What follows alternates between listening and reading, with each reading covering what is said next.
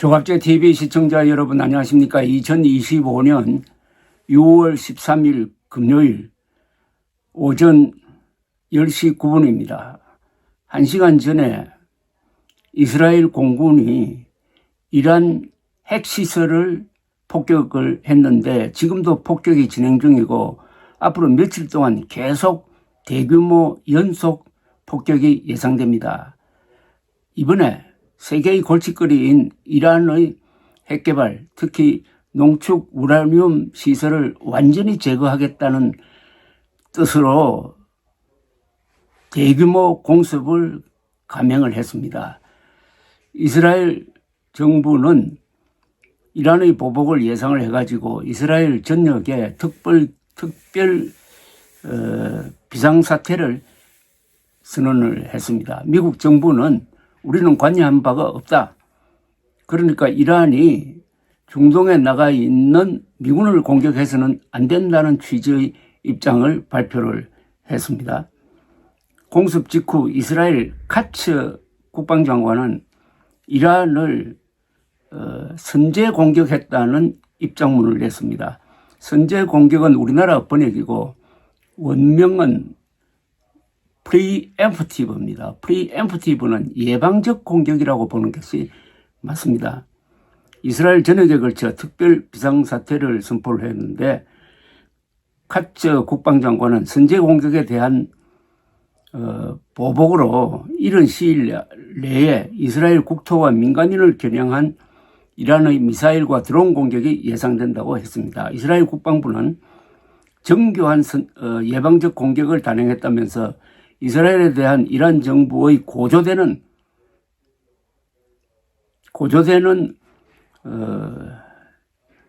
위험 요인에 대한 대응 차원에서 이란의 핵시설을 목표로 삼았다고 딱 분명히 했습니다.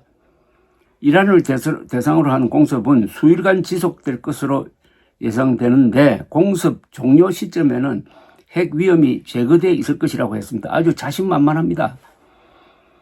왜 이렇게 자신만만하냐 하면은 국제 정세나 전략 관계가 완전히 바뀌었습니다. 1년 사이에. 작년에 이스라엘은 레바논에 있는 이란의 꼭두각시 헤즈볼라를 거의 와해시켰습니다. 그리고 하마스도 거의 지금 멸종 단계에 들어가 있습니다. 특히 시리아에 대한 이란의 개입이 역효과를 불러가지고 반 이란 세력이 시리아에서 승리를 했습니다. 그러니까 이스라엘을 위협하던 이란의 꼭두각시들이 차례차례로 무력화되었습니다. 그리고 작년에 이스라엘은 이란에 대한 공습을 하면서 핵시설을 치지는 않았지만은 이 방어망, 레이더망 이런 것을 거의 무력화시켰다고 합니다. 그래서 지금 이스라엘이 이란 공격을 하더라도 이란이 효과적으로 대응하기가 어렵게 됐습니다. 그리고 트럼프 대통령의 등장으로 이스라엘은 거의 프리핸드를 가지고 있다고 보여집니다.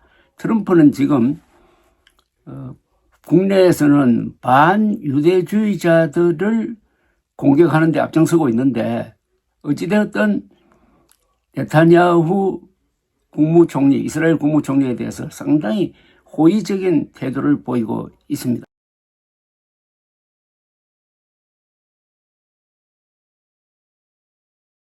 이렇게 되니까 이스라엘은 이 기회를 놓칠 수 없다고 해가지고 수십 년 동안 세계의 골칫거리인 이란의 핵 개발을 이 기회에 완전히 해결하겠다고 나선 겁니다.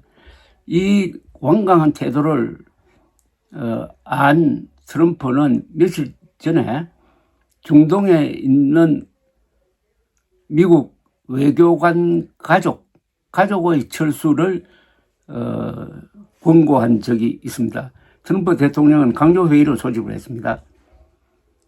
마코 루비오 미 국무장관은 미국은 해당 공습과 무관하다면서 이란은 미국의 이익과 병사들을 목표로 삼아서 공격해서는 안 될 것이라고 했습니다.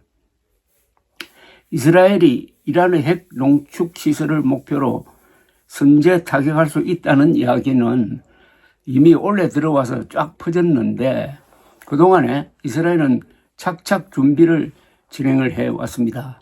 자, 이란이 지금 그럼 어떻게 대응할 것이냐. 드론 공격, 미사일 공격은 이스라엘의 방어망에 막혀가지고 거의 효과가 없다는 것이 밝혀졌습니다. 예멘에 있는 방분들을 이용해가지고 호르무즈 해협을 위협을 해서 석유 항로를 아주 봉쇄할 수는 없겠지만은 위험하게 만드는 것은 가능하다고 봅니다. 이렇게 되면 석유값이 올라가고 이것은 우리 경제에도 큰 악영향을 끼치게 될 것입니다.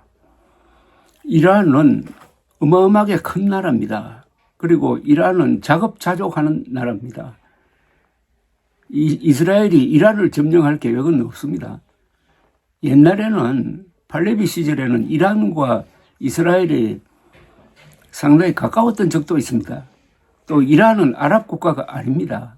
이란은 그 민족이 오히려 아리안족, 즉 게르만족과 비슷한 혈통을 가지고 있는 사람들이고 세계적인 대제국을 서너 번 만든 위대한 문명을 가진 나라입니다. 다만 7세기, 8세기에 걸쳐서 이란이 이슬람화되고 말았습니다. 이슬람은 사우디아라비아 사막에서 일어났지만은 이란을 점령함으로써 이란의 그 찬란한 문화, 예술, 문학 이런 것을 받아들이면서 특히 건축술을 받아들이면서 이슬람은 세계적 종교가 되었습니다. 세계적 종교가 되려면 교리만으로는 안 됩니다. 그것을 뒷받침하는 예술, 문화, 건축, 역사 이런 게 있어야 되죠. 그런 이란입니다. 그래서 이 이란에 대해서 정면 공격을 하는 것은 딱 한계가 있습니다. 뭐 이란을 정복한다든지 이란 정권을 무너뜨린다든지가 아니고 이스라엘도 이란의 핵시설만 제거하겠다 이렇게 나오는 것입니다.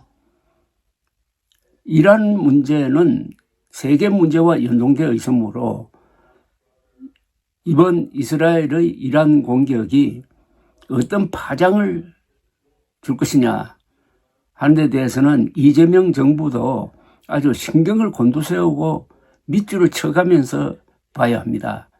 그동안 계엄 사태, 탄핵 사태로 우리가 6개월 동안 세계 정세가 어떻게 돌아가는지 신경도 쓰지 않고 거의 내전적 구도의 싸움을 했는데 이제는 눈을 들어서 세계가 얼마나 급박하게 돌아가고 있는지 여기서 한국은 어떤 자리를 잡아서 어느 방향으로 나아가야 되는지에 대해서는 대통령뿐만 아니라 전 국민적인 관심이 필요합니다. 하나 더 붙인다면 이런 이스라엘, 위험하게 사는 것이 행복하다고 생각하는 이스라엘은 올해도 세계 147개국 행복도 조사에서 8등을 했습니다. 가장 행복한 나라입니다. 그런데 이스라엘처럼 살아야 할 한국은 자주국방을 포기하고 4대 국방으로 가다가 나태하고 무책임하게 되면서 이권 투쟁을 하다가 보니까 불만이 고조되어 가지고 세계 행복도 조사에서 적어도 30등에는 올라가야 되는데 58등입니다.